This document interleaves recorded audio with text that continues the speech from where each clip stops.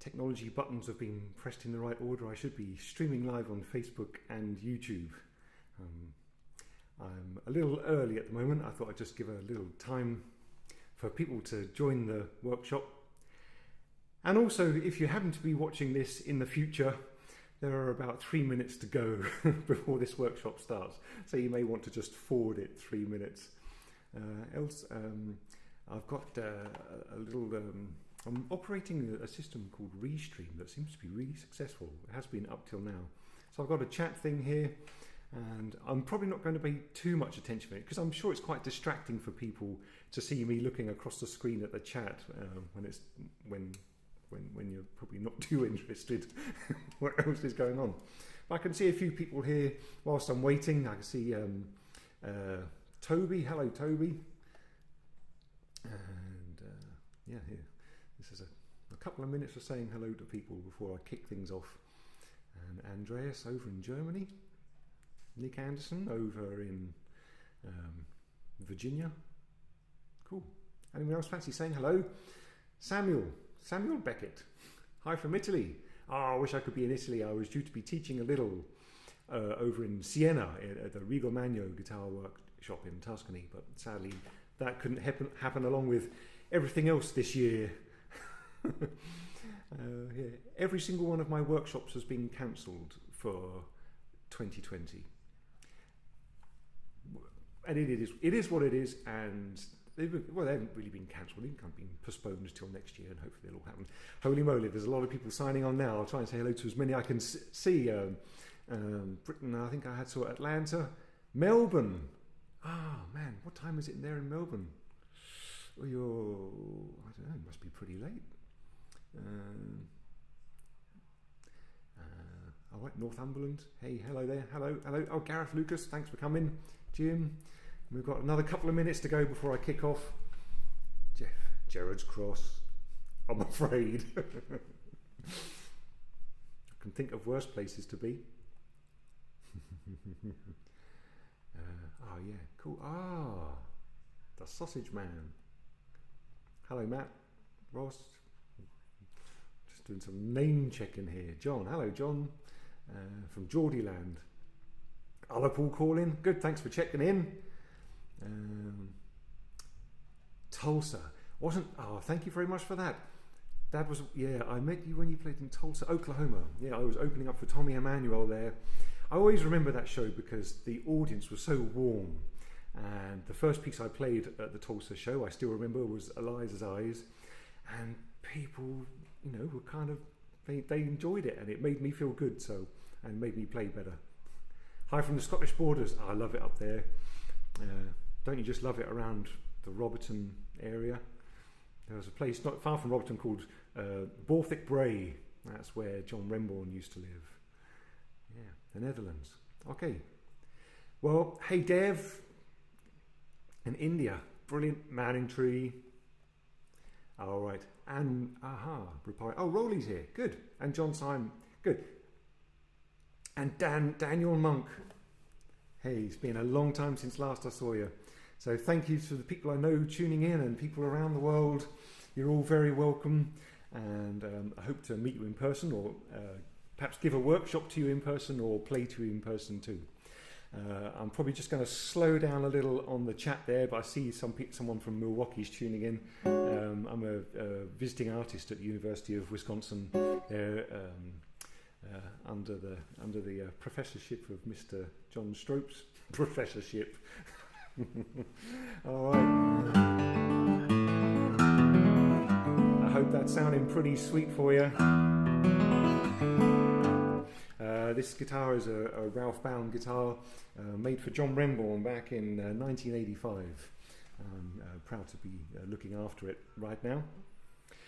And the other reason I've decided to use this guitar for this workshop on Mississippi Blues is that it has fret markers. Unlike my guitar over here, my other Bound doesn't have fret markers, so I thought it'd be a good idea to use fret markers so you can at least see where I am. And what I'm going to do is play Mississippi Blues for you. I'm going to play like the main head, as it were. When I play it, I include, I wrote a whole set of variations, and there are perhaps maybe 2 or 3 sets of variations, and sometimes I just kind of improvise after that too. So what I thought I'd do is start today's workshop by playing the main head of Mississippi Blues, and whenever this workshop comes towards a close, I'm going to play the tune Mississippi Blues for you again, but I'm going to play it with all the variations. All right. After I've played it, I've got a series of short exercises for you, and this workshop is designed to be taught by ear and video. There's no tab, and I hope that you'll be able to check in from time to time and press pause on the YouTube button or Facebook, and just see, just wait. I'm going to explain it as slowly as I can for you, but just to see exactly what's going on there, so you can just kind of pick it up by ear. That's a nice way to learn too. So there are going to be 5 kind of groove exercises, and then after that, I'd say the 5 groove exercises are going to last about maybe 15-20 minutes, okay? And then after that, I'm going to give you a kind of full breakdown of the main head of Mississippi Blues. And then to close up, we're going to have a kind of question answer. So between now and an hour's time, if you have a question or two ready, I've got the chat thing here. All right, good. I'm glad it's sounding good, and I'm tuned to A440 this afternoon. Okay, this piece is in the key of A, and now I'm just going to count myself in and just give you the first head and the real famous variation of Mississippi Blues. Okay.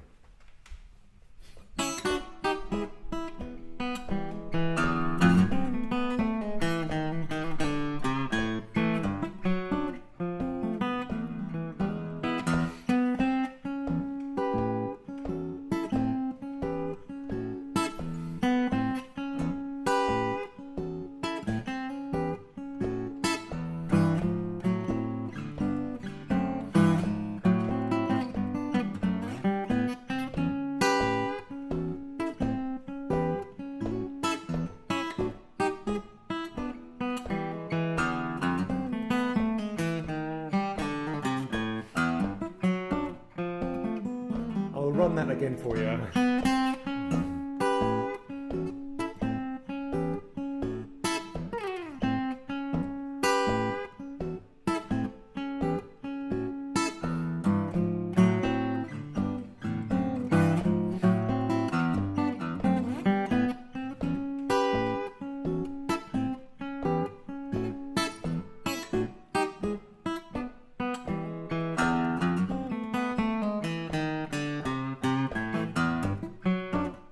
Variation.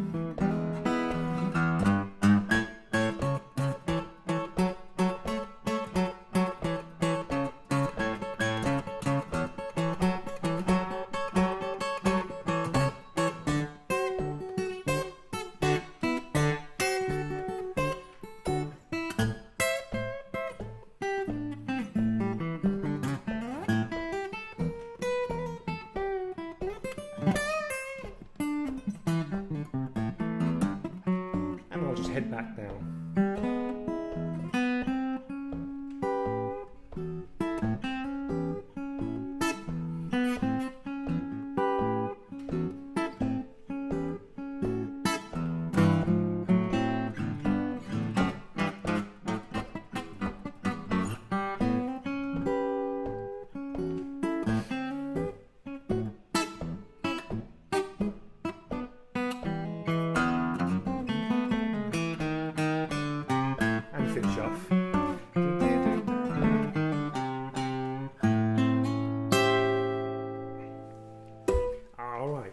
So that was kind of the main version of Mississippi Blues, heading into a classic variation, and then I just headed back into the main theme.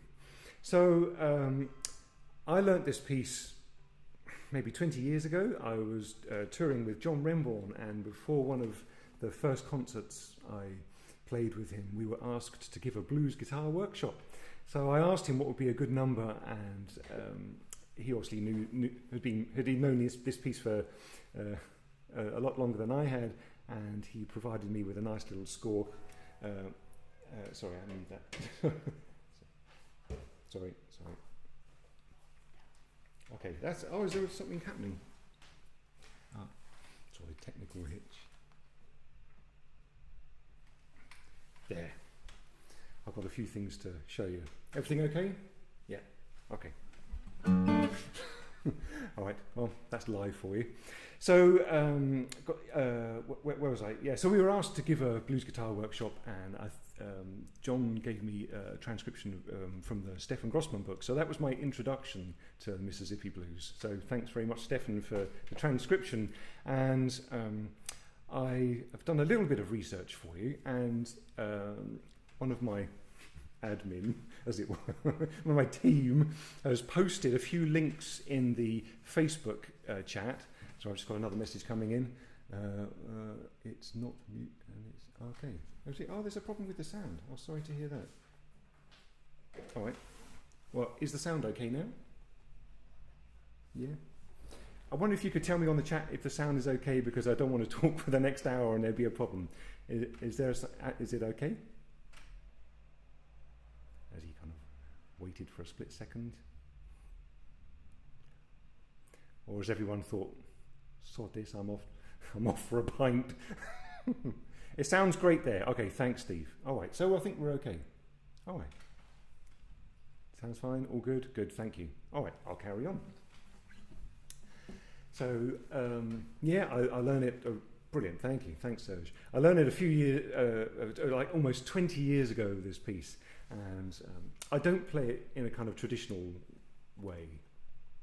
I like to play it in a traditional way, but in terms of live performance, I guess I've been using it as a kind of showpiece, just to have a bit of fun with it. You know, it's not like serious. I'm like really suffering blues. You know, I'm just having a bit of fun with it. And I think there's a bit of a message like that in the original, anyway. So if you haven't heard the original, I've put a link there. If you're watching on YouTube, if you go to the description box and click down a little bit, you'll see there's a version there that I just found on YouTube, and on the Facebook feed it's somewhere there. There's a kind of collective group of links. But I'm just going to head over now. I'm on my laptop here. I'm going to head over to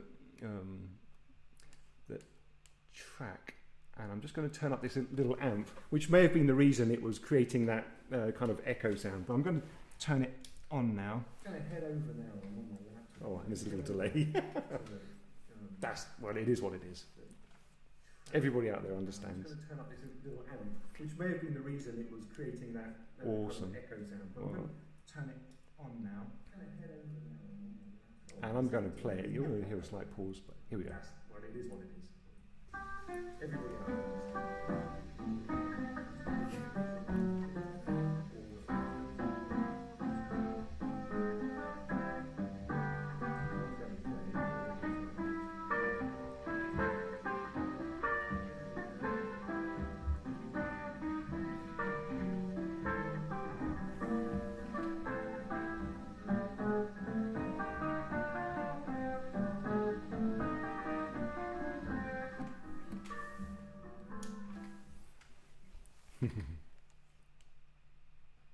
Okay, I'm just heading back to my kind of main screen here. So if that kind of made any sense, I just gave you a snippet of about whatever it was, 10, 20 seconds of the original recording. There's another link in the description box in YouTube and Facebook that you can click, and I think it's from the Library of Congress there. We can see an entry that credits Alan Lomax with the recording of that 1942 session down at that plantation there, at the Sadie Beck's plantation in Arkansas. Another favourite state for me that I enjoy playing concerts in, down in Little Rock.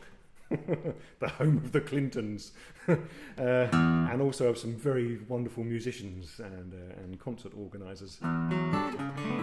All right, so excuse me 1 second.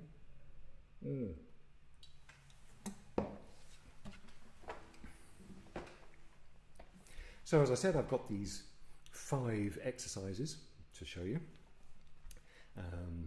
Perhaps you might want to have a listen to the original a little later and have a look at that Library of Congress thing. But in the meantime, playing a tune like this, like the fundamental aspect of playing this style is internalising the groove till you just don't have to think about it anymore. And that's easier said than done, You try playing with a metronome for, how long's a piece like this? You're looking somewhere between 2 and 6 minutes, depending on how much you're getting into it. If you're giving it some stick, these things can go on for 10, 20 minutes. But the one thing that's got, thanks for the link. So one thing that you have to be able to do is play in time and with a groove. So I've come up with some exercises that I've probably mentioned many more times than it would take to teach them. But anyway, here it goes. All right, so there are 5 of them. Let me play the first one. It's in A.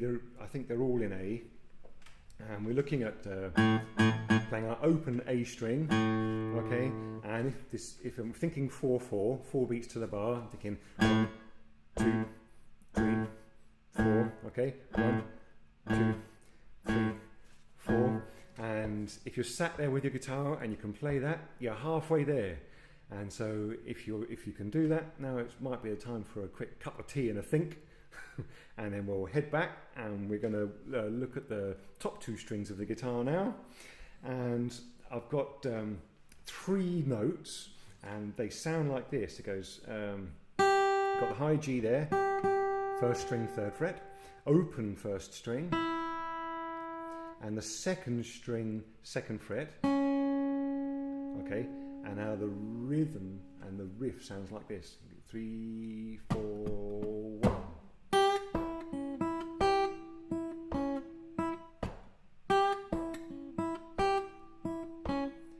Okay, 1, 2. Imagine people sitting around the world with guitars, and hopefully we're all nodding at the same time.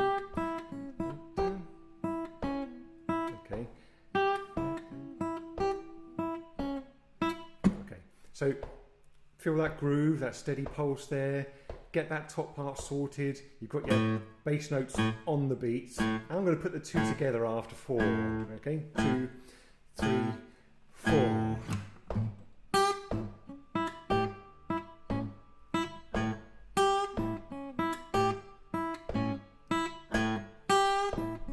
Bend that 3.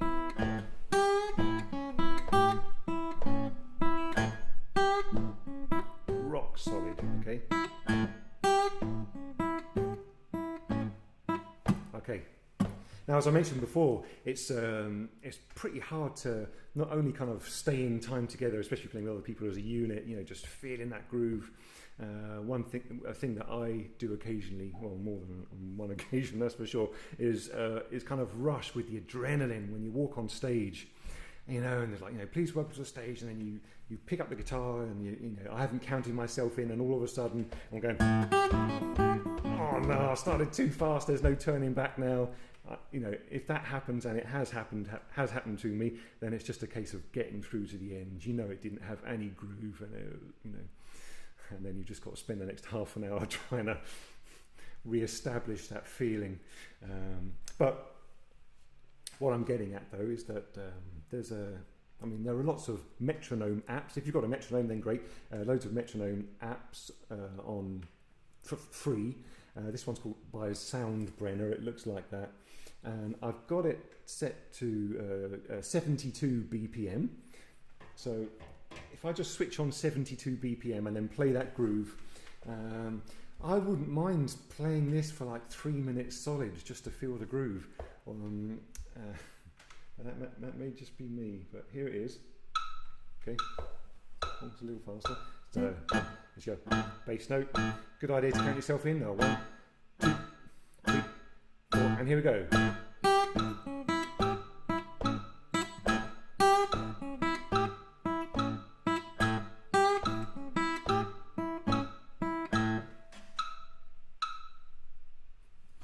All right, so that's the groove exercise 1.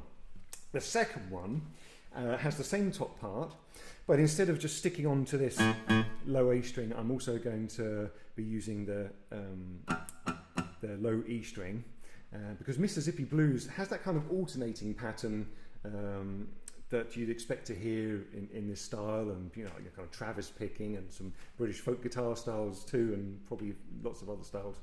And some Baroque music too.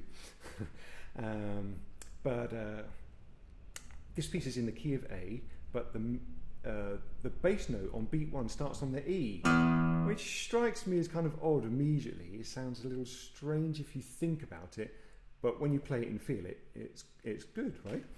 It sounds like this. I'm going to switch that metronome on again. So we've got a E, A, as a 1, 2, 3, 4, same on the top.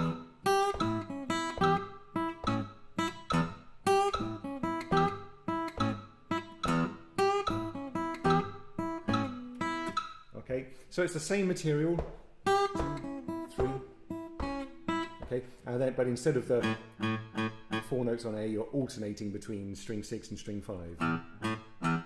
Okay, because this piece is an A, it'd be great, like the kind of left-handed piano, playing that kind of stride piano vibe, to have the E string tuned right down to low A, right?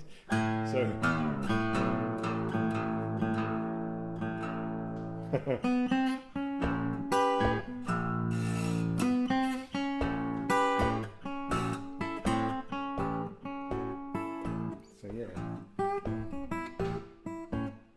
There may be some mileage in that. Perhaps someone might be crazy enough to rearrange Mississippi Blues with a low A on the 6th string. Anyway, for now, I'm heading back up to E. So that's groove exercise 2. You know, it's just you've got the alternating thing going, and really, you know, if you once you can do that without thinking, then you're ready to proceed to actually learning this piece and enabling it to have a solid groove, right? And you'll know if you're playing in the groove live, whether it be in front of your family and friends or a club or whatever, a music venue, if that will ever happen again, is because the people in the front row are all tapping their feet. If they just stood there like that, you know, and the feet are still, it's not their fault. It's because the chances are you're not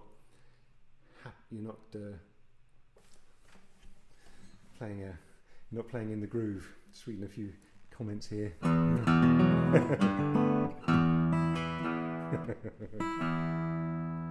Alright, so that's groove exercise 1 and 2 and 3. 1 and 2. Number 3 is slightly more tricky. And these are kind of, what I'm showing you here are aspects that you'll find within Mississippi Blues. You'll have a 9 and 10 up here, and then you'll have this walking bass line you heard in the variation. That thing, right? Okay, so let's just go through it super slow to start off with. At the 9th fret on the 1st string, you have your 3rd finger, and then on the 10th fret on the 2nd string, it's the 4th finger. Okay, it's not that or that. It's that. Okay, so you have fingers 1 and 2 free. Okay, they're available to do a bit of a Django. Okay, so the bass note here and the high notes are all played at the same time. Okay, so you're looking at the kind of triplet feel over the top. So you've got 3, 4. You're looking at 2,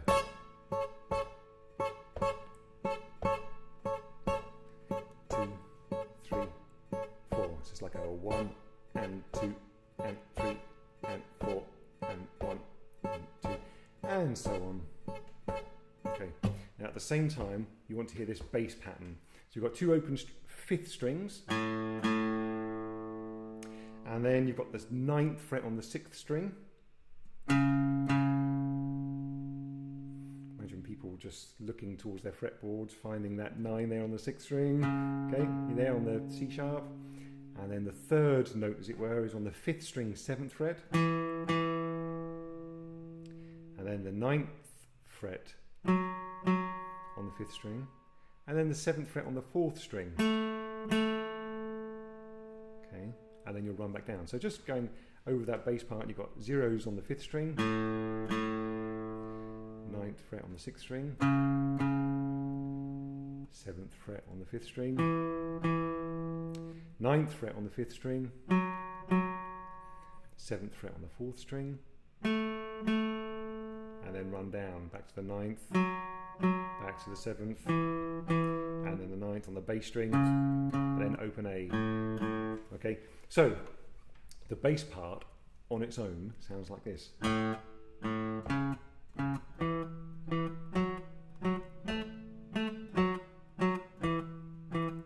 Once more. Open A, 9th, 7th, 9th, 4th string, 7th, 9th. Okay. Next thing is to bring in the 1st and 2nd strings. 3, 4. So we've got.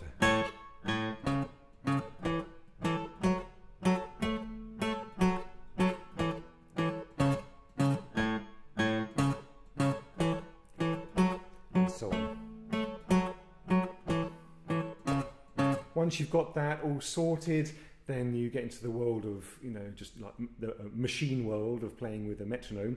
It's great to play with a metronome, and once you can do it, then it's time to turn it off, because then you'll start playing in time, but musically too. And sometimes the metronome doesn't always factor into playing musically, but it's a good learning gadget. So back on at 72 BPM, you've got.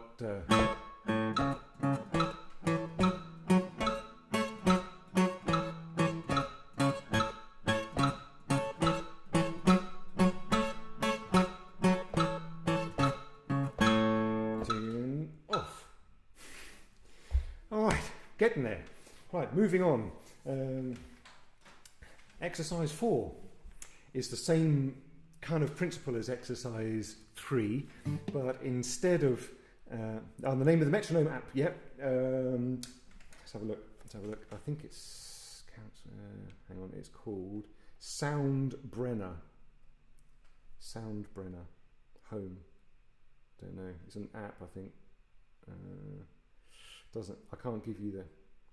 When you open it up, it looks like that. Sound, S-O-U-N-D, and then B-R-E-N-N-E-R, Soundbrenner. I just found it when I upgraded from a mobile or a cell phone that runs on Steam to a smartphone, and it was just the first one I found. All right. So in exercise 4, you've got the high notes, but this time the bass part is the same. Okay, but the top part is playing on all 3 triplets. So it's a 1 and a 2 and a 3 and a 4 and a 1 and a 2 and a 3 and a 4 and a. Now the bass part, because we've got that kind of triplet swing, is only going to play on the 1st and the 3rd of the triplet notes you're playing at the top. So let me play that super slow for you. It's going to be 1 and 2 and 3 and 4 and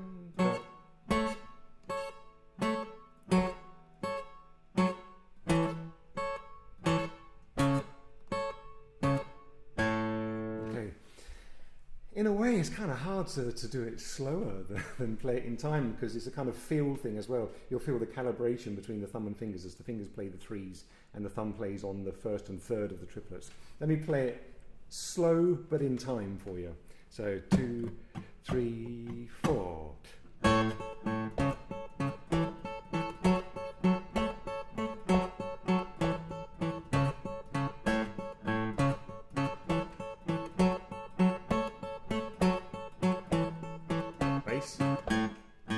same as before, but the fingers.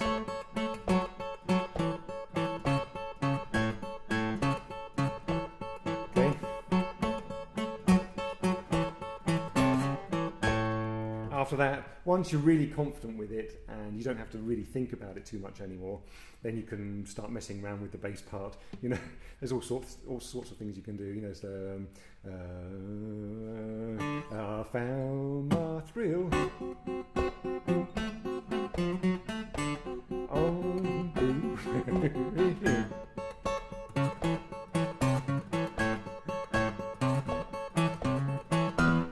Anyway, right, let's head back. So that's groove exercise 4, and then moving on to the 5th one. What I've done is just split these fingers. So instead of them playing together, playing those thirds together, they're just going to alternate, but still in the triplet fashion. So the notes are these to start off with, which is a string 3, fret 9, second finger, and you play it, and then string 8, not string 8, string 2, 8th fret on the G. So you've got your second finger on the E, first finger on the second string 8th fret G, and the idea is that with your fingers you'll play 1, 2. So that's a 1, 2, 3, 4. Okay, got that? Yes, Clive. Yeah. I have to say, this is the first time I've ever done this. So it's kind of strange just talking to a green light at the top of my laptop. Anyway, so 2, 3, 4, and okay. It's interesting because you've got 1 and then the 2 and begins on the second string. So it goes strings 3, 2, 3, 3, 2, 3, and then 2, 3, 2, 3, 2, 3, 2, 3, 2.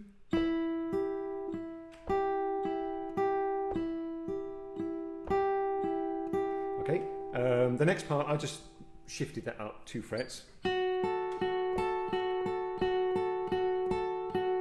Okay, and then back down again. And then I did a kind of reverse Blue Monk, Thelonious Monk, Blue Monk, instead of going I'm just going to go. Okay, so the top part sounds like this: 3, 4.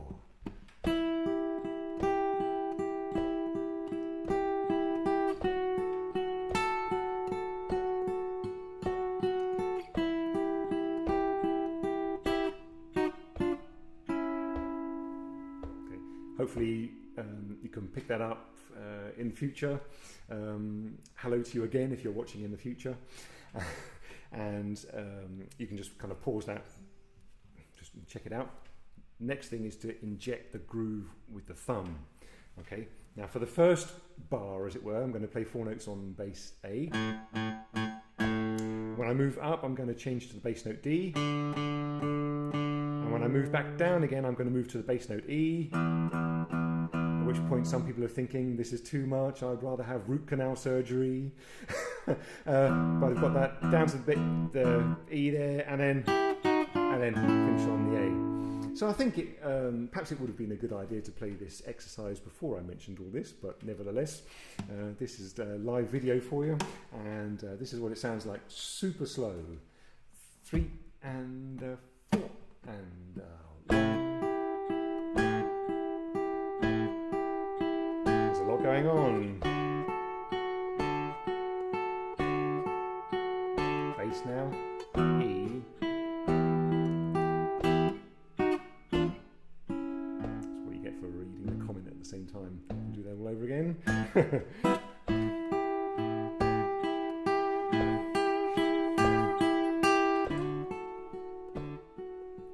E in the bass, coming up now.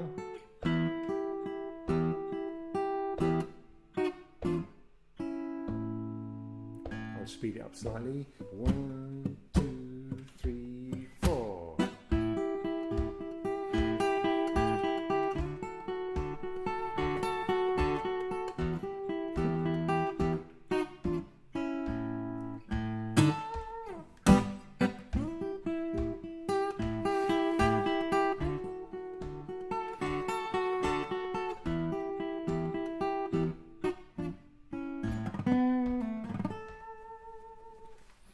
Right, so there are my 5 exercises. Perhaps I'll just run them in one go. I've just got a bit of a score here prepared for this session. Right, so I'll stick the BPM crotchet or quarter note 72 on and just rattle through all 5 exercises and try and speak at the same time. Right, here we go.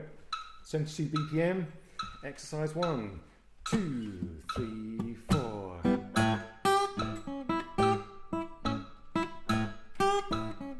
Next one, exercise 2. Alternating 6, 5, 6, 5. High part.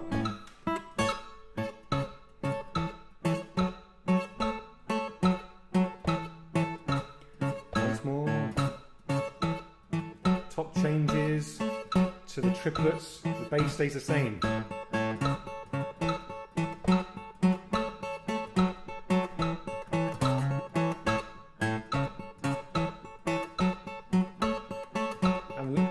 One.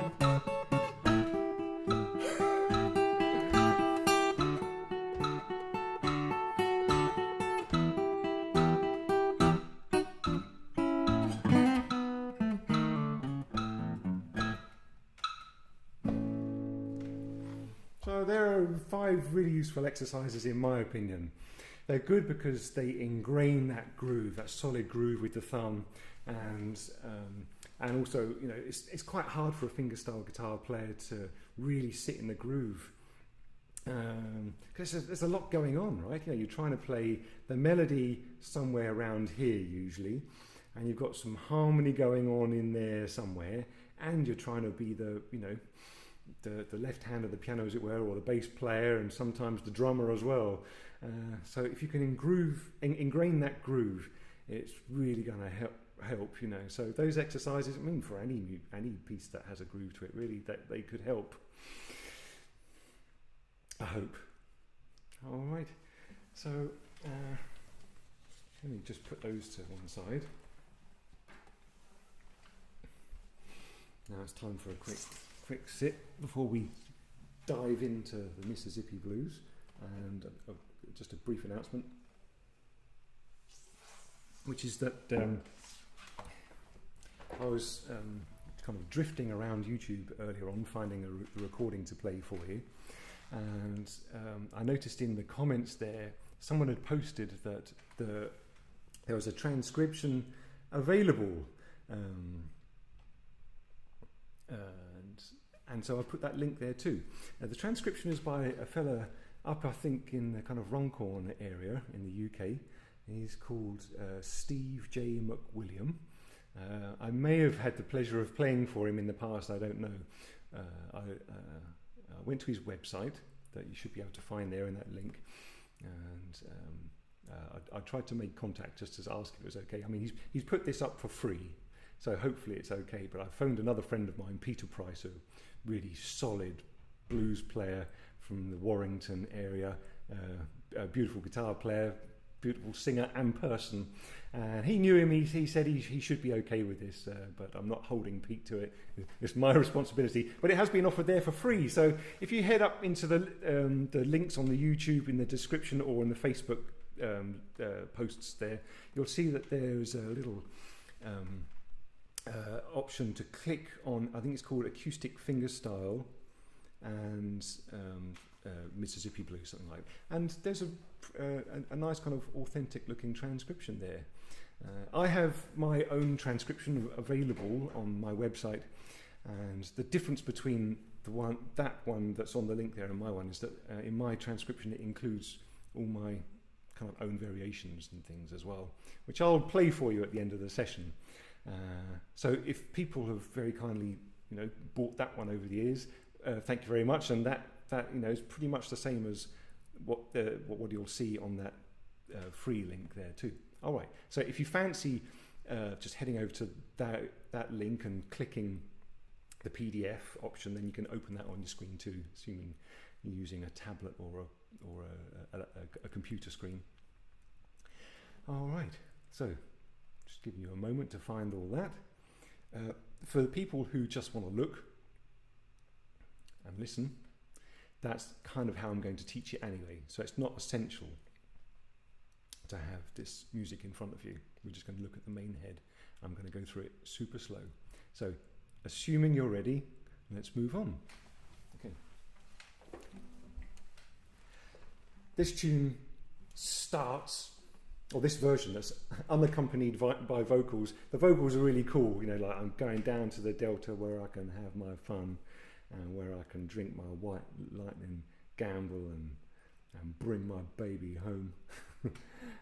Who knows, I may end up singing it if it feels right, but hopefully you'll be glad to hear that this is the version unaccompanied, the lesson unaccompanied by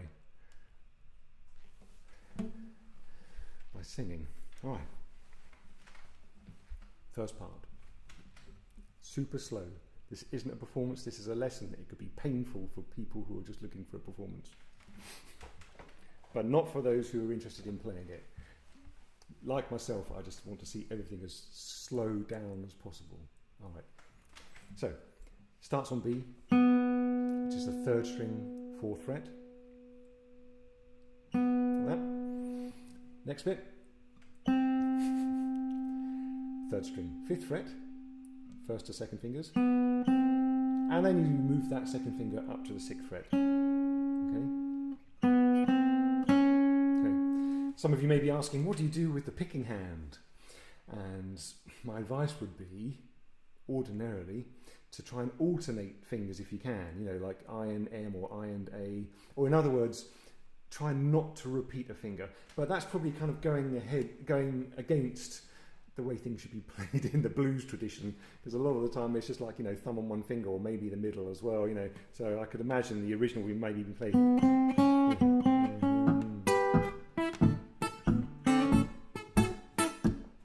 Just the thumb and index finger, you know. But perhaps it's my classical upbringing, I don't know. You know, I had a few classical lessons in the past, and I've kind of ingrained that technique into my playing style. So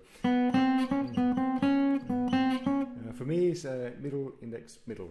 But that may just be me. Okay, what I'm going to do now is just look at the top part, okay? In other words, not the bass line. So, assuming you've arrived onto C sharp, okay, and you're feeling good, still with me. Okay, now we're going to head into this world, turn the guitar, where it's in A, so you know that kind of A world there where you have a bar across the 1st and 2nd strings with the 1st finger at the 5th fret. Yep, just the 1st and 2nd strings. Sometimes say just the 1st and 2nd strings, and people are like that. Just the 1st and 2nd strings slowly comes across. Okay, strings 1 and 2. And then the 2nd finger has arrived there. All right. Now that's the kind of world you want to stay in for the beginning of Mississippi Blues. Okay. Okay. And then fingers 3 and 4 come over to play the high B on the 7th fret 1st string, and also the high G on the 2nd string at the 8th fret. Okay. Now, as well as fretting those, you've got all this clamped down, but we'll get there in a second. Okay. So just get a feel for that. Okay. So moving back now, we've got our slide from the beginning. Clamp down the 1st finger, and then add these fingers 3 and 4 on the 7, 8 on the 1st and 2nd strings. Okay. And then with your 4th finger, slide it down a fret, but release your 3rd finger. Right? So you may want to look at your fingers and just have a think. So 3rd finger comes off, and 4th finger slides down. Okay, now you can replay that, top 2 strings.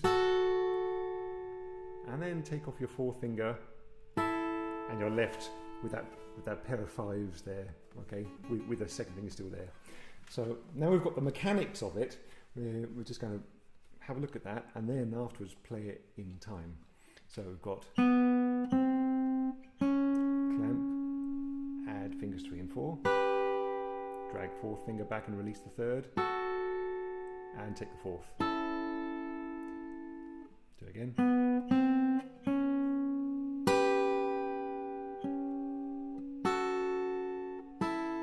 Okay. There may be other ways of playing this, but this is how I do it. It works for me. I've been getting away with it for decades. I think. Okay, now until you can do that and master those movements without having to think about it, without having to think like, oh, I need to lift off my third finger before I move my fourth finger back. Once all of those kind of fears or tensions have been eradicated, then only then can you move forward. Okay. So that's that. I'm just reading a few comments. Yeah. Long fingernails? No, just kind of standard. I reinforced them with ping pong balls. I swore to a friend of mine, as soon as I got a bit bored in lockdown, I'd record a video on how to apply ping pong balls to fingernails. And it happened weeks ago. So if you head over on YouTube and type my name in and like ping pong nails for guitar players, you'll find it. I don't have them too long though. In actual fact, the shorter they are, I play with kind of half flesh, half nail. So hopefully it kind of sounds warm, and then there's a lot of tonal range you can create there as well. Okay.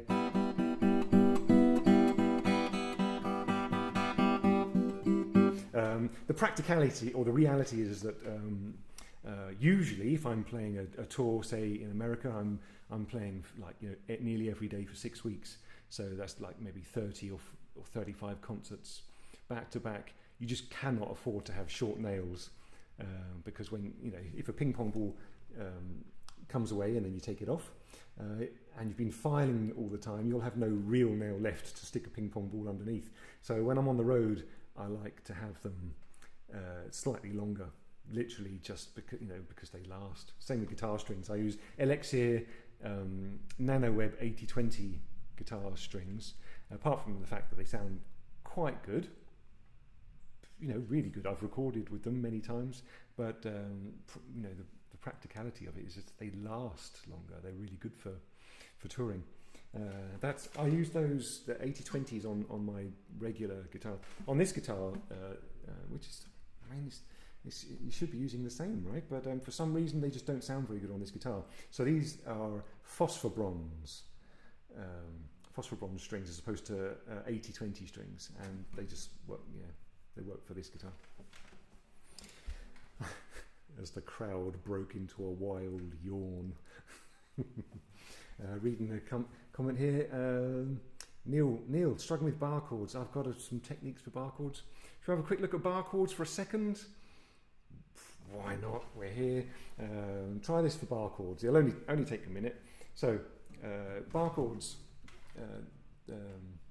The myth is that you need to press down really hard. You don't. You just need to press in the right place. So, say at the 5th fret, for example, you have. If you think about it, you only have to press down that. It's not that much. You just need to press evenly with all of the first finger. The chances are, is you're pressing really hard, but you've got, if you can see it there, you've got a massive gap in there in the 3rd and 4th string area. And so you're pressing really hard with the first finger, with the tip of the first finger and the kind of base of the first finger, but not with the middle. So 2 exercises for bar chords. First of all, make sure you can just about feel the fret wire. So you're not in the middle of the fret because that's really hard. You need to move it just up behind the fret wire. Roll your first finger back ever so slightly, just a smidge till you feel the bone touching the neck, right on the side there, right? And then first exercise is that you want to sound strings 1 and 6. And I'm applying pressure with the base of the first finger and the tip, okay? But the middle 4 strings are muted. Middle 4 strings, okay? So you're really thinking about pressing with the base and with the tip of the first finger. All right. Exercise 2 is that you want to sound strings 3 and 4 under that bar, but strings 6, 5, 2 and 1 need to be muted. Okay, so what you really have to think about is pressing with the middle part of the first finger, like this. Okay, now if I play the outer strings, you hear them kind of muted because I'm only pressing with the middle of the first finger. It might feel strange at first, but once you get used to it, you hardly have to press with the middle part of the first finger. It's all in your head, okay, and it's very doable. So then once you come to reapply a bar chord with your first finger, make sure you don't have to press very hard, just make sure you're pressing with your same amount of tension all the way across the finger, and then just easy. You know. The hardest bar chord is the first fret. Yeah. All right, let's move away from that. Let's move back. But I hope that was useful. It may not happen straight away, but just give it a little time. Slow practice and just kind of focus on the position. So we've got our movements back with Mississippi Blues. We've got and then third finger came off, fourth finger went back, and then back to the A. Okay. Next part, the thumb. Okay. Now there are two ways I know of opening the Mississippi Blues. And I noticed we've been here for nearly 50 minutes. I think we're still on bar one. But this phrase happens many times within the head. Okay, oh, it's worth taking time and working in detail, right? So the two versions are with the count of 1, 2, 3, 4, 1. Okay, so 2, 3, 4, 1. And then 1 is where you play the bass note. 2, 3, 4. Okay. And the other one is where you come in on beat 4. So 1, 2, 3, 4, and 1. So those three notes were brought forward an eighth note. Okay. So there are two options there. I use both of them when I play it. So the first one, 1, 2, 3.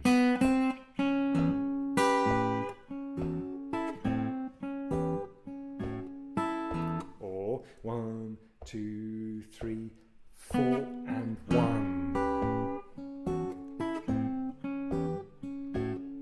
Okay, so on that one there, on the 4 and 1, it's 4 and when you play that 6 there, you're playing the bass E at the same time.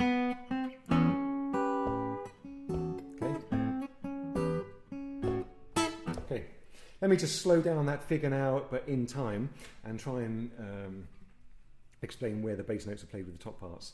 Perhaps the PDF might help as well, just so you can see it as well as hear it on paper, as well as the fretboard. So I'll try the 4 and 1. So it may be easier for now, okay? So 4 and 1, and then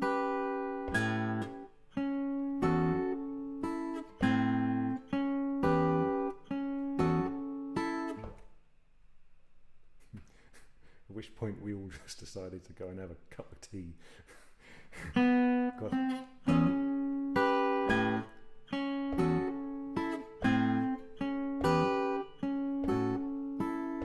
You'll notice that second finger moves down to the yeah, that's right, yeah. That's right, yeah. Just reading someone's comment there, yeah. The Swannanoa gathering. Oh, if you fancy going to America or you live in America, you should head to Swannanoa sometime. It is a beautiful festival up in the mountains. But halfway through that phrase, the second finger slides back to the 5 and then back up to the 6.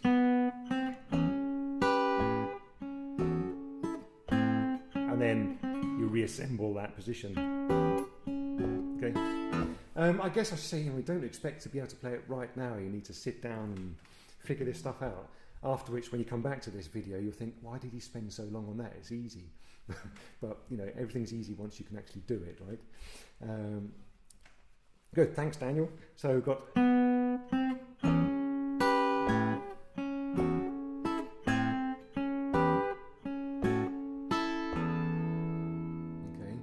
And if I break that super slow in time, I'll just let you play and replay this video. I'll loop it maybe 4 times for you, okay? So you can just kind of watch it in the future, and I'll count as I go. So 1, I can get a bit closer for it. 1, 2, 3.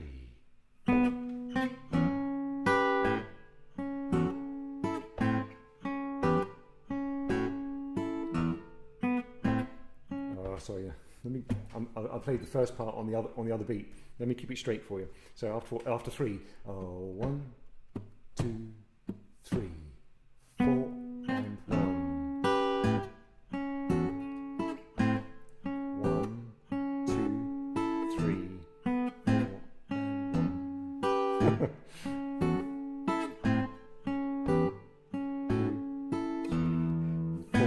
and 1.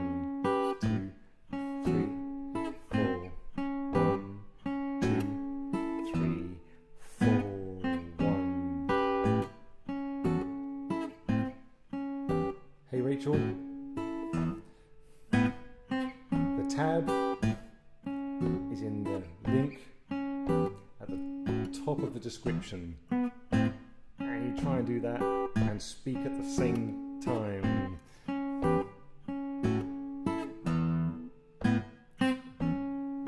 Easier moving things 1, 2 and 3. If that works well for you, then great. Okay, you get the idea anyway. Okay. That bass needs to be rock solid. 6, 5, 6, 5, 6, 5, 4. Okay,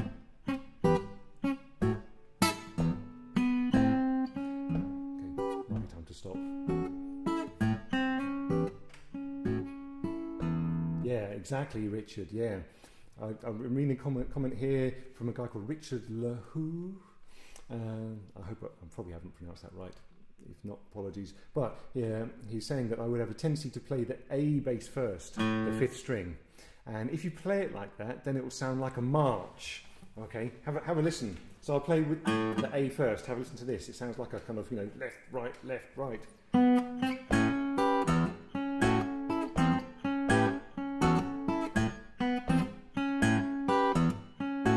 Okay, and now I'll play the 6th first, the E first.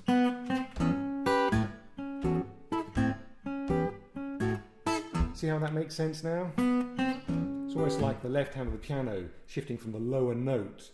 It doesn't matter what the lower note is, I guess, because we've got E here. As I mentioned earlier on in the video, you could tune that down to low A to hear the octave register transfer.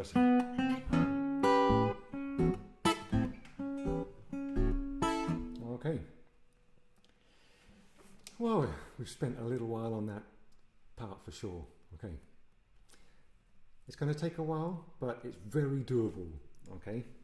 Get your positions first, get the chords first, before you even contemplate putting that bass part in. Otherwise, if there's an ounce of worry about or stress about what you're going to play next, that's going to come through in the music, and it just won't sit in the groove. You just need to know it inside out. Okay. When I was at college, the head of strings used to ask us if we'd like to, as a kind of test, to set the alarm for 3:30 a.m. and get up and just play the piece, and then just go back to sleep again. If you can do that, then you might be ready. An amazing classical guitarist I had the pleasure of working with, John Williams, said that if he can play an entire piece 5 times in a row without making a mistake, then it's ready for the stage. And there's a fantastic American virtuoso violinist called Joshua Bell, who says that he likes to have the piece up to concert performance level 1 year before he walks on the stage. And that's the kind of prep work that's involved in putting yourself out there on the boards. And yeah, I'm probably not too far off that as well. I enjoy working in a lot of detail, and when I bring a piece to the stage, it'll always feel different to playing it in your practice room, in your bedroom, as it were. It's just all the nerves kick in as well. So the first few times, first half dozen times you're walking on the stage playing a piece, it can be really tricky, and you just have to rely on muscle memory to get through it, because you're cacking yourself, you're really nervous, you're just, there's all sorts of things that happen on the stage that don't happen in the practice room. Right then, you still with me? Also, I try and make a living out of playing the guitar on stage, which means that I play these pieces every night, and it must be really hard. I mean, it's hard for me, you know, like a couple of months ago I played the Villa-Lobos Preludes in front of the computer screen when lockdown first started, and it was really nerve-wracking, you know, there were pieces that I'd never played before, really, I mean, let alone play them into a camera, and because I'd never played them in their entirety, or perhaps one occasion in public, you know, I wasn't playing them every night of the week, as it were. I could really feel the nerves, and that's must be what it's like for people who just play occasionally to friends and family, or just down, you know, the local music venue playing a floor spot or something, you know. And if you're thinking you're the only one who feels nervous, you're wrong. You know, I mean, I've been fortunate enough to play with lots of, you know, very well established guitar players. Lucky me. I feel fortunate to be in that position, and I've seen them get really, really nervous when they're out of their comfort zone. It happens to everyone. Okay. So you've just got to play in front of people as much as you can, and then that will just settle down the nerves. And then after that, things start to sit, and then you can start playing musically as well as playing all the notes in the right order. Well, I didn't expect to go there, but moving swiftly on, we've played the opening phrase of Mississippi Blues 2 times, and after that, the technique changes. We lose the groove, the kind of alternating groove in the bass. Okay, so the next part looks like this.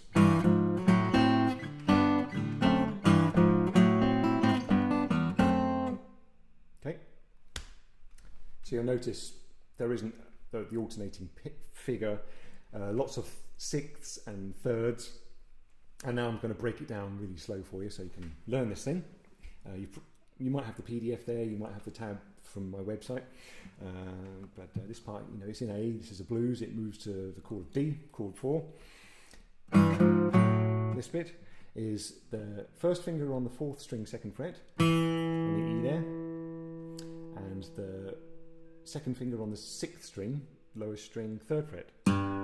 Okay, thumb and index finger. I'm going to repeat these, it's not going to be index, middle index, or anything like that, it's just pincer job. And you've got that chord there moving up to a fret, and again.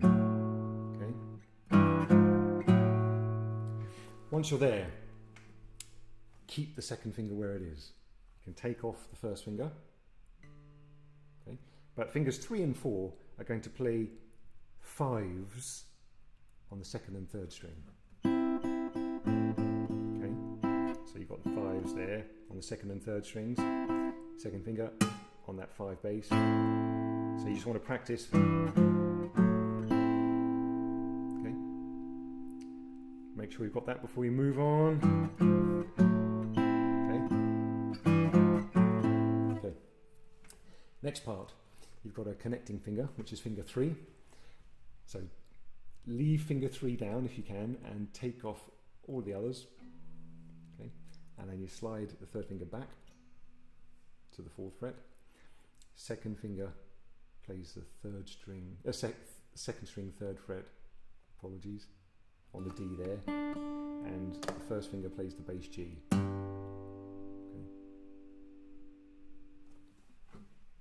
We've got,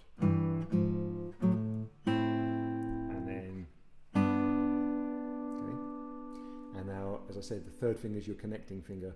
The 3rd finger is going to move down 2 frets to the A, bass F sharp with the 2nd finger, bass string 2nd fret, and your first finger is free to play the 1st fret on the 2nd string, the C. Okay, all right.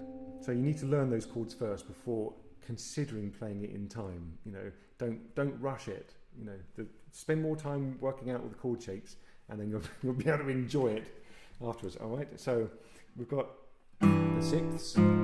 Okay, 2nd finger stays where it is, add fingers 3 and 4. And now remember, your connecting finger is going to be the 3rd finger, it moves down a fret, and then you've got D and bass G. Okay, and then 3rd finger slides or moves down 2 frets again to the A, and you've got your 1st finger on the C and your bass note on F sharp. Okay, please press pause on the video in future and just learn those chords. 3 blind mice job. Just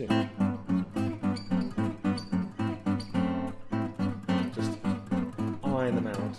Okay? And then so just want to sit there and just, as a practice session, how do you practice a piece? Well, I like to break a piece into bite-sized chunks. Try not to go ahead, because that's not practice, that's just playing for fun, but practice can be fun too. So you just want to, come home from work or wherever, from the gardening, and just play it maybe, 10 times, which I'm not going to do now. I've probably done already, but that's it. Once you feel that it's completely effortless, you're not even having to worry about where the fingers are going, then just put the guitar down, go off and do something else, and then a few hours later pick it up again. Okay, once you've ingrained those shapes into your fretting hand, then it's time to bring this hand in. Okay, so you've got if you want to do it by ear, you're looking at 2, 3, 4.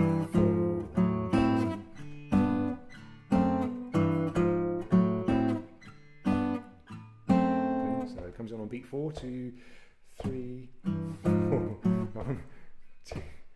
It's the end of 3. 1, yeah, 2, 3. 1, 2, 3, and 4, and 1, 2. Please describe the second and third chords. Want those again? Second and third chords, I don't know which ones they are, so I'll briefly describe them all once more for you, okay? But don't forget, you can pause the video and go back. I have already mentioned this, Bill. Okay, but quickly, got the E and the G, and move them up. Okay, hopefully that's sorted. Got that on the video. This might be easier, actually. And then your second finger stays where it is. Fingers 3 and 4. Play the third and second strings at the 5th fret. Okay, so you've got 5s on 5th frets on the 6th, 3rd and 2nd strings. Okay, and then the third finger moves down a fret on its own, and you have to kind of turn your fingers around, so you're playing a D there with your second finger, and your bass note G is with the 6th string, 3rd fret is with the first finger. Okay, that's that chord, and then your third finger goes down again 2 frets, and the bass note F sharp on the 6th string, 2nd fret, and then first fret, 2nd string, the note C. Yeah. Got that? Hopefully you got that, and we'll move on. Playing it in time.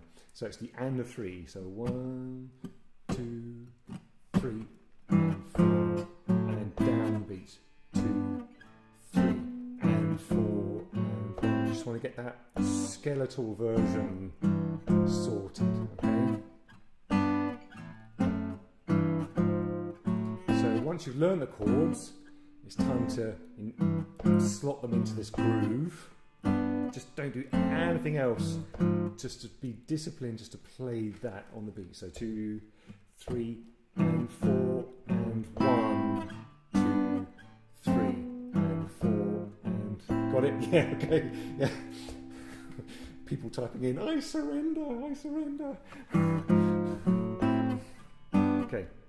Once you've got that, there's a variation, which is to create triplets out of the notes that are being played on strings 3 and 2. So instead of this, all you're doing is creating a variation with the picking hand. Okay, so 3rd string, 2nd string, 3rd string. Same thing when you change to that chord. And then the D is just usually a block. Okay, without any extras. All right, where does that come in the piece? Can you remember this far back? Can we do that again?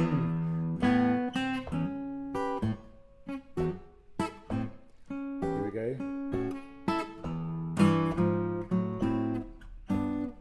Triplets. Okay, doing that, getting there. After that, you don't have to learn anything for a minute. You've already played it. It goes back to the original A chord, A material.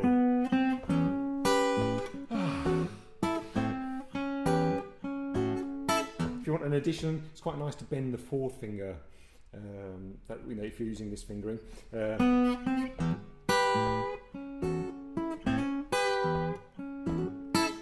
Okay, so you play that part twice because that's part of the 12-bar blues. After that, we've got a series of thirds. Let me play the next bit for you.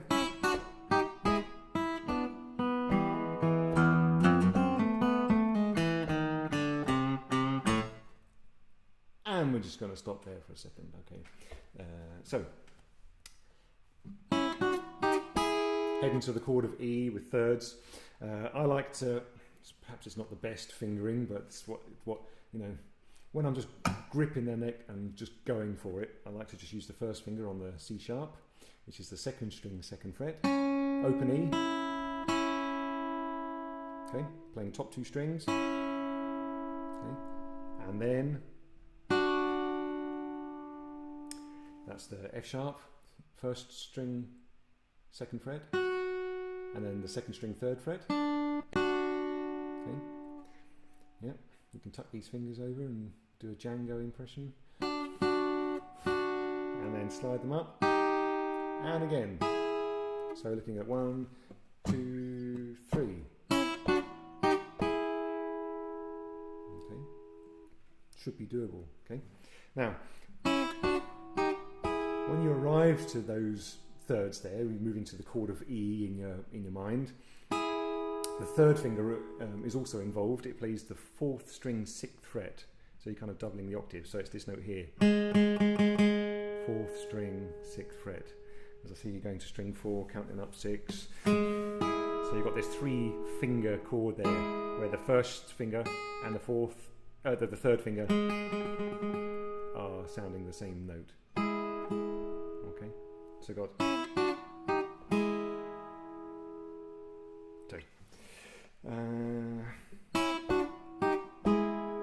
It's one figure to practice. Next bit, open first string. Very doable, even if you don't play the guitar. I saw a cat do this on YouTube the other day. The next bit, another pair of thirds. This time they're on the second and third strings. Second string, third fret. Third string, fourth fret. Brilliant, thanks Gene. And after that's open B. Okay, going to go over all this in a second. And then down. Okay, going to a kind of chord of E. It's like a chord of E without the fifth string. So you've got first finger on G sharp, third string, first fret. Cat's rule. Yeah. And then the fourth string, second fret. Now, let's just go over that again. So we've got add the third finger, open E, thirds, open B, and then E, little ham on with the first finger. Okay, in time, 1, 2, 3.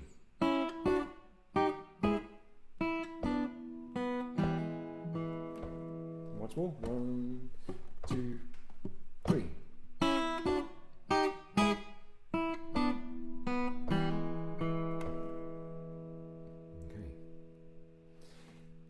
Would you like to hear it up to there?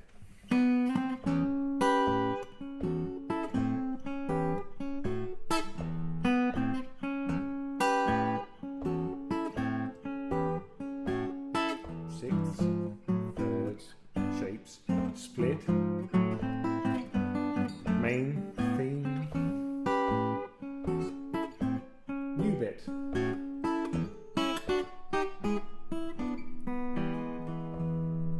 Where it comes in, okay?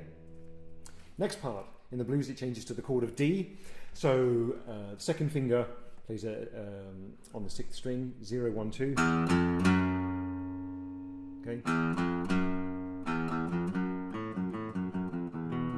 Okay. So 0, 1, 2. The second finger. First and third fingers play the C, second string, first fret, and the A, which is the third string, second fret. Okay, called a D7 with F sharp in the bass. Okay, and then second string B, and then it's a kind of a single note run down. So the notes are this. If you want to pause this in the future, get ready. So you've arrived at the D7, open B, and then we're going to run down A, G sharp, move on to the fourth string, E, D sharp, first fret, and then open D, and then two C's on the fifth string, third fret, with a bend, and open A. Okay, that should be enough info there for you to slow down and watch back. The only thing I think you need now is for me to play it in time, slowly. So I'll go from the thirds up, working up to the chord of E. So.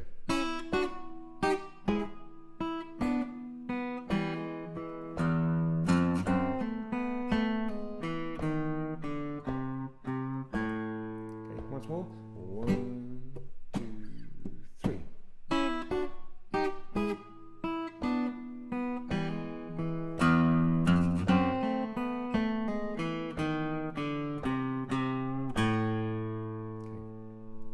Notice.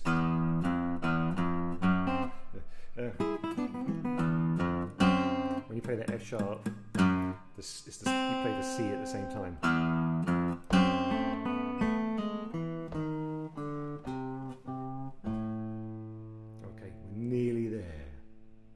We've got the little turnaround thing now, okay?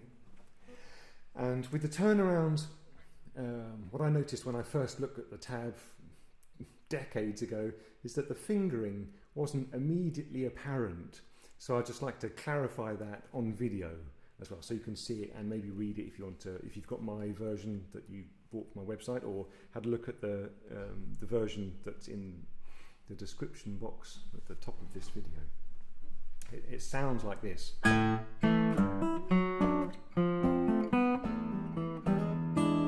sets you up for another round of Mississippi Blues. And again, so you got from that bit into. Okay,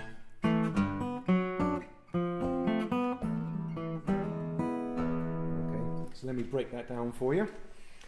Starts with open A, fifth string. Little half bar with the first finger across strings 4 and 3. You don't have to worry about the top two strings unless that's just the way you fall, but I'm just thinking of just bending the first finger like that, not just a flat bar. It's just. Okay, so fifth string, strings 4 and 3. Okay, and then your second finger plays the bass G, open E. So that's your first two pieces of mechanics. You've got the A, bass G, open E. The next shape is to play the F sharp on the fourth string, fourth fret with the third finger. Get that? It's almost sounding like lottery numbers or something. Bingo. So fourth string, fourth fret, and then you add the second finger on the second string, third fret, and the first finger on the sixth string, second fret. So you're left with slightly bizarre sounding kind of octaves with a D there, but it sounds great when it's played fast. So you play the fourth string first, and then play the sixth and second strings. So now we've got, from the beginning,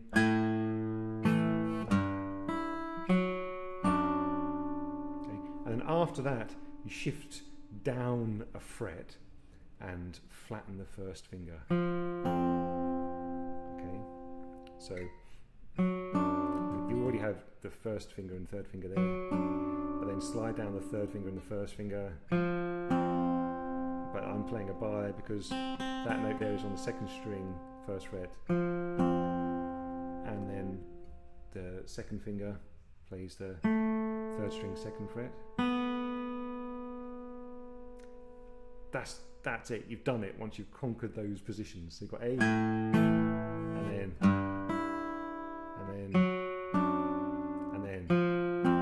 After that, you add your second finger on the third string, second fret, and you can release.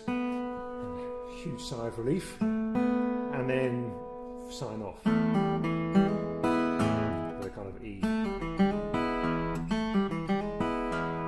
So So in time, that section, I'll go from the E change.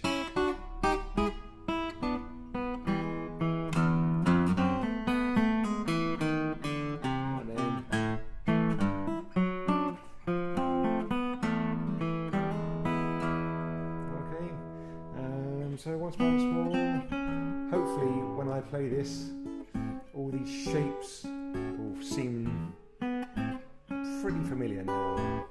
If you can remember back an hour, sixths, thirds, split the thirds,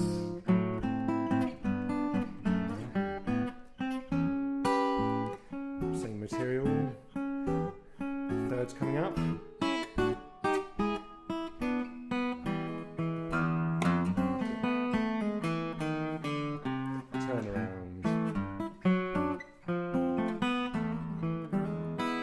Okay, when I play this live, I might have an introduction, and that introduction, yeah, something like that. I used to do. I don't really do it too much anymore.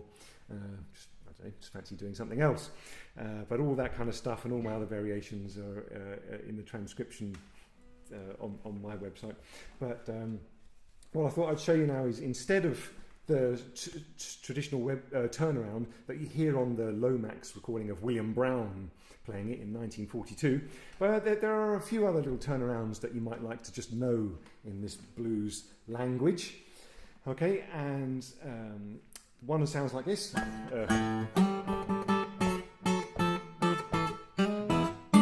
That's a substitute to. Again.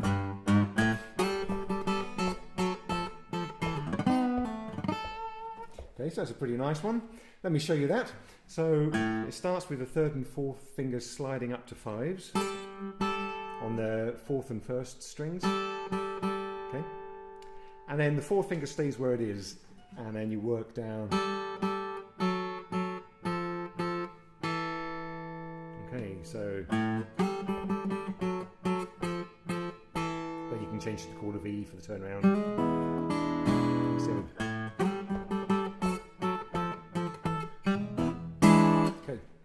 the next one sounds like this.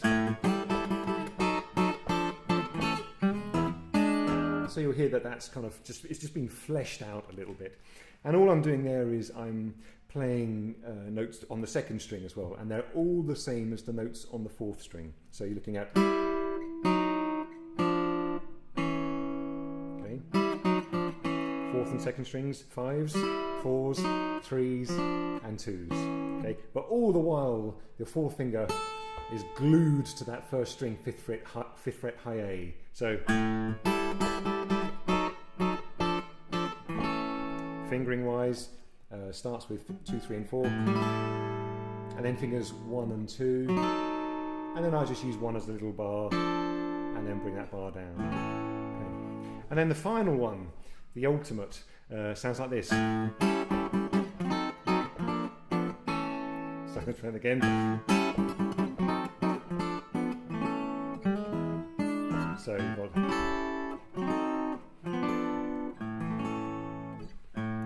bar at 5th fret, 4 strings, with the 3rd string 6th fret. This may be a little tricky for those who are new to this style, but for those of you who can play this already, here are a nice few little extra additions for you. So you've got the half bar, 5th fret, cross 4 strings, C sharp, 6th fret, 3rd string. Okay. Remember, the 1st string high A is going to stay there, so you move down, it's like a diminished shape. Okay, and then these 3 notes on strings 4, 3, and 2 slide down another fret, but you've got the high A still, so you can use your 3rd or 4th finger there, and then the A chord to finish. So the 3 turnarounds in time sounded like this: 2, 3.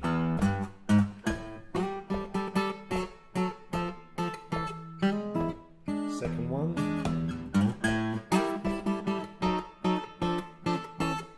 And the third one.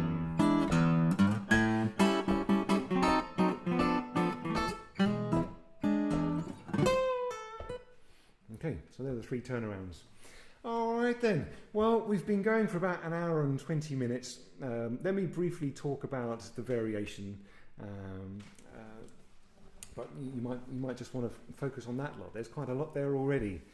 But essentially, if you want to sing it, now's the time with all that stuff going on.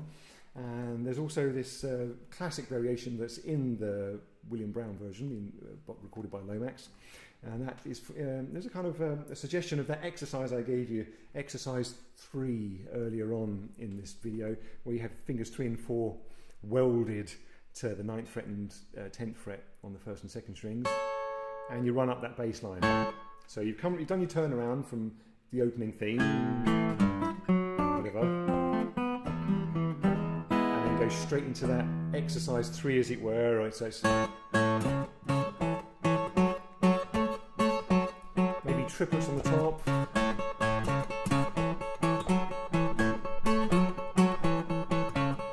Now the blues changes to the chord of D. I like moving to the 5th fret, half position, top 3 strings, 7th fret, 2nd string, and use the 4th finger on the high C. That kind of D7 shape, and I'm hammering out the 4th string D, in a kind of, dare I say, kind of, John Fahey primitive fashion, just going. Now you could go back to that again, and maybe you can go jump back to the original, maybe change the turnaround.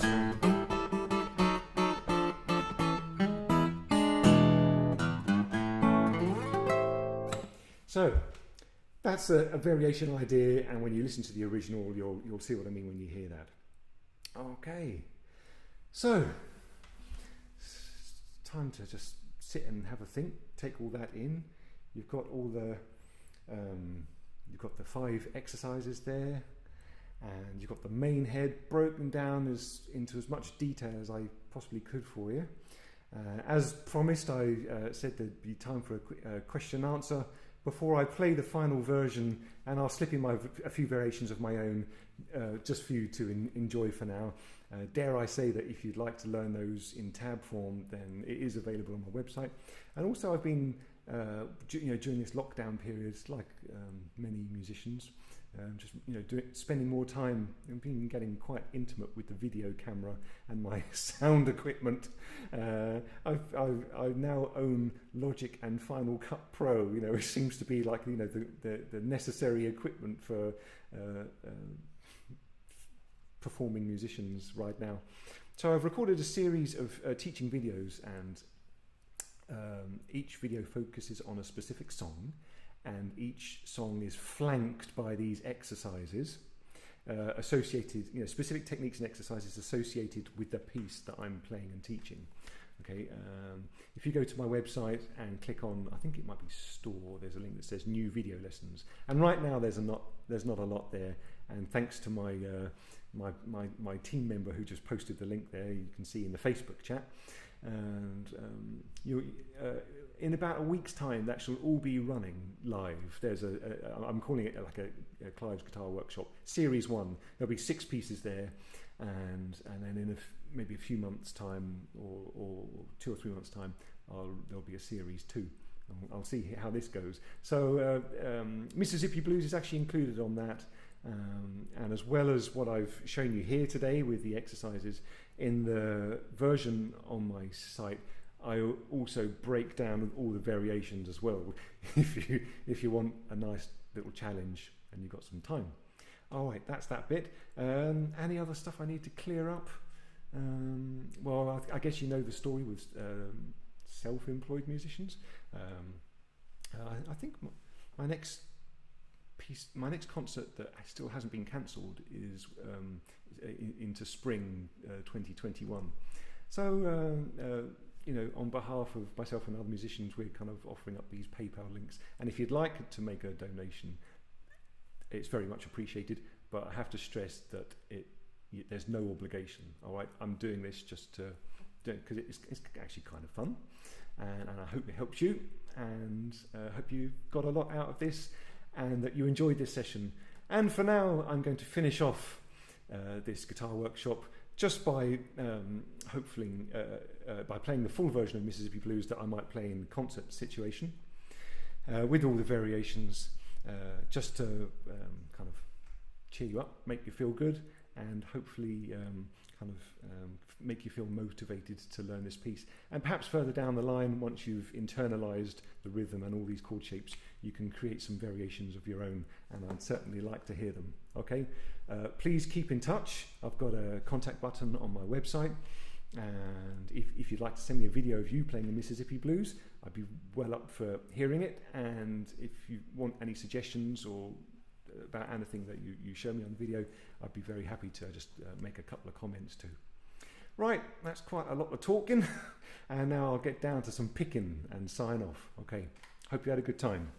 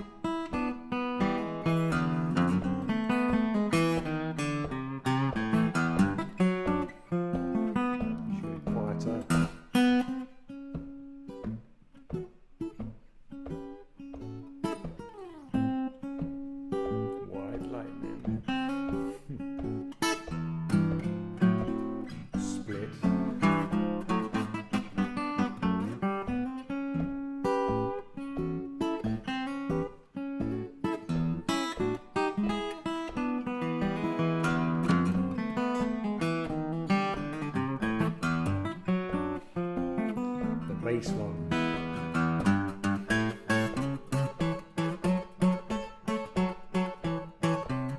If you've got any questions, leave them in the comments and I'll type to you after this video.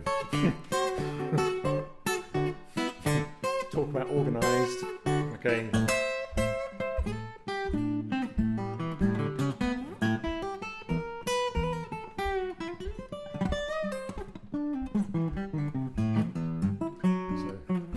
My stuff.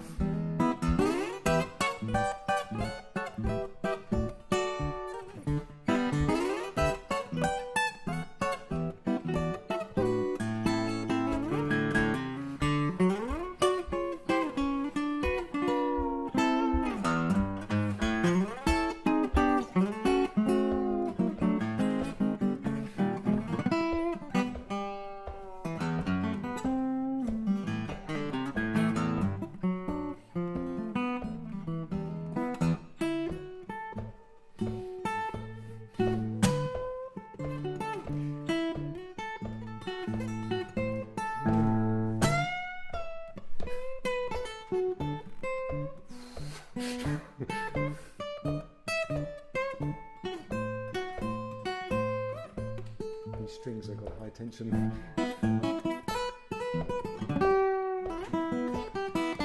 A new one.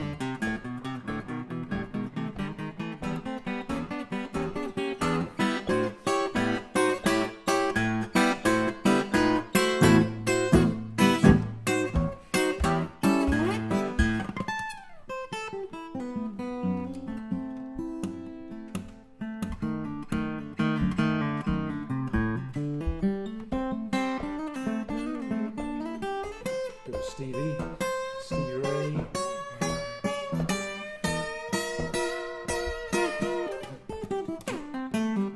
And then back and down the delta.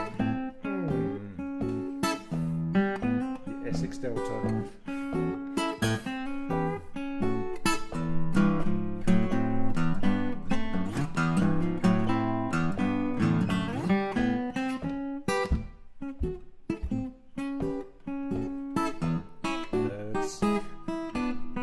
Classic turnaround, and then finish, big finish, slow down,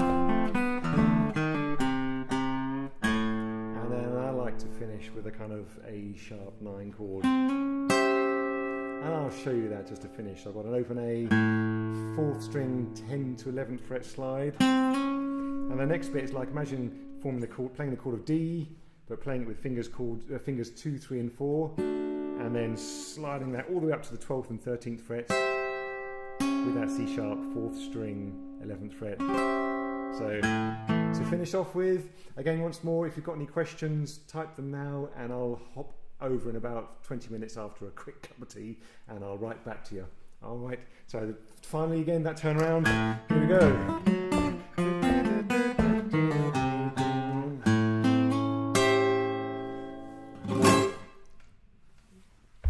And that's it from me, and that concludes my 4th of July weekend of music. I hope you enjoyed the concert on Friday night, if you managed to join me for that, and also for the concert last night with Lily Neal on the harp, playing music from America, and the workshop too, and I'll catch you on the internet at some point soon. Bye for now, and take care.